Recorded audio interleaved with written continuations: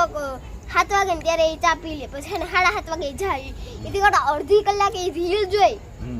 હે ઈ એને 7 થી 7:30 હે ને રીલ જોઈ. એથી કરતા ઈ અમાર વાહે જરાક ટાઈમ બગાડી લે તો હું જાય.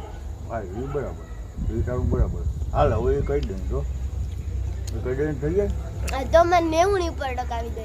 90 ને ઉપર ટકા. વાહ વાહ વાહ. અત્યારે મેં કહી અત્યારે માં લગભગ 90 ની ઉપર ટકા આવી જ જશે. વાહ વાહ. કે બાકી બધા પૂછવા જાવ તો એમ કે હું મમ્મીને પૂછવા જાવ તો એમ કે દીકરા હું રોટલી ઘર લઉં, પછી આવું ઠામણા કરી લઉં, કામ કરી લઉં, પછી આવું. ચાલો એનું સમજાણું. પપ્પાને પૂછવા જાવ તો એમ કે એ દીકરી મને ના ઉકલે, કાકો ની આવે ને એને પૂછે. એને જાવ તો કહે કે દીકરી અમને ઉકલે. તમારે શું કરવું કયો? હરેક છોકરાઓનો આ જ પ્રોબ્લેમ છે. એટલે ઘરે થોડા છે ને ટાઈમ દેતા જાવ. બધાના પપ્પાને કેવું છે આપણે.